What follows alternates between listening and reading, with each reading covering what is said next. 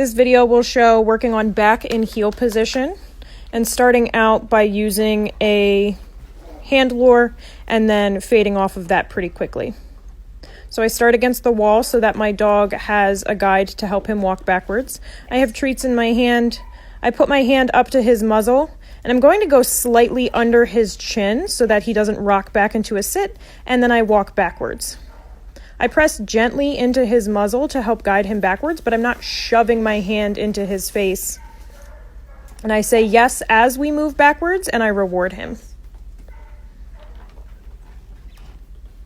On the next step, I take the treats out of my hand and I use an open palm, and we move backwards.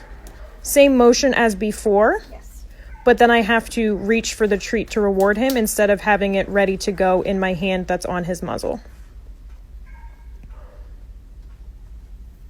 I want to say yes and reward him while we're still moving.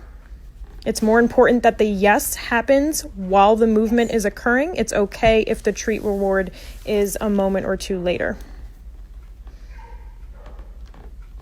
So I'm keeping my hand down towards his muzzle, but notice how now my hand is not pressing into his muzzle. It's still touching his nose lightly as a guide, but I'm working on moving my hand away. I tried keeping my hand at my hip on that rep, and he didn't understand, so I went back to hand closer to the nose. I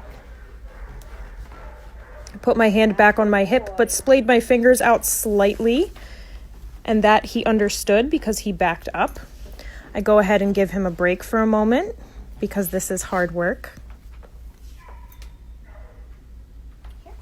And the important thing to notice is how the shape of my hand is changing as we do repetitions with this.